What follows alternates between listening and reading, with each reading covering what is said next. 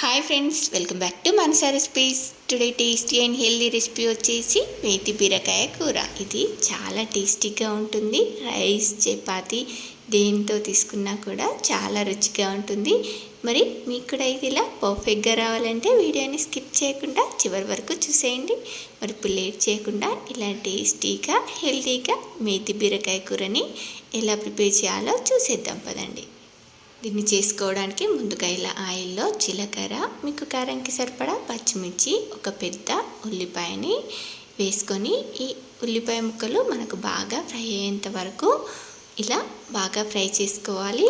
వీటిని ఇలా ఫ్రై చేసుకున్న తర్వాత నెక్స్ట్ ఇప్పుడు దీనిలోకి అల్లం వెల్లుల్లి పేస్ట్ వేసుకొని కొంచెం ఫ్రై చేసుకున్న తర్వాత ఇప్పుడు దీనిలోకి ఇలా మెంతి కూరని చూడండి ఇలా కాడలు లేకుండా తుంచుకొని దీన్ని ఇలా చిన్న చిన్నగా మీకు వీలైనంత సన్నగా తురుముకొని వేసుకోండి.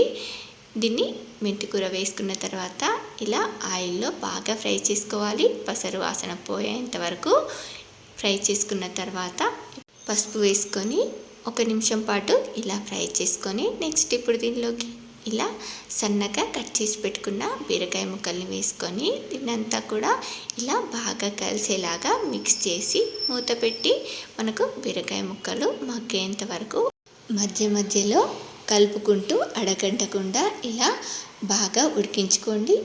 ఇలా బీరకాయ ముక్కలు ఉడికిన తర్వాత దీనిలోకి ఒక 2 లేదా 3 టమాటోస్ని అలాగే మీకు టేస్ట్కి సరిపడా సాల్ట్ని యాడ్ చేసుకొని దీన్నంతా కూడా ఇలా బాగా కలిసేలాగా ఒకసారి మిక్స్ చేసుకున్న తర్వాత మూత పెట్టి మనకు టమాటో ముక్కలు కూడా సాఫ్ట్గా మగ్గేంత వరకు మధ్య మధ్యలో కలుపుకుంటూ ఇలా ఉడికించుకోవాలి.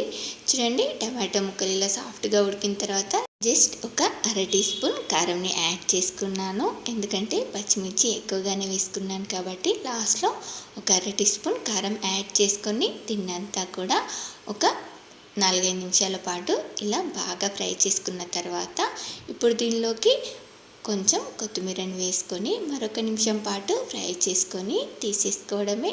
చూడండి మనకు చాలా టేస్టీగా యమ్మీగా హెల్తీగా మేతి బీరకాయ కూర రెడీ అయిపోయింది. మరి ఈ హెల్తీ రెసిపీ మీకు కూడా నచ్చిందా? అయితే ట్రై చేస్తారా? ట్రై చేశాక మీకు ఎలా కుదిరిందో కామెంట్ బాక్స్లో నాతో షేర్ చేసుకోండి. అలాగే మీకు ఈ రెసిపీ కనుక నచ్చినట్లయితే ఒక లైక్ చేసి మీ ఫ్రెండ్స్ అండ్ రిలేటివ్స్కి షేర్ చేయండి. మరిన్ని టేస్టీ అండ్ హెల్దీ రెసిపీస్ కోసం మనసా రెసిపీస్ ఛానల్ని సబ్స్క్రైబ్ చేసి దాని పక్కనే ఉన్న బెల్ సింబల్ని క్లిక్ చేయండి. Thank you for watching my video.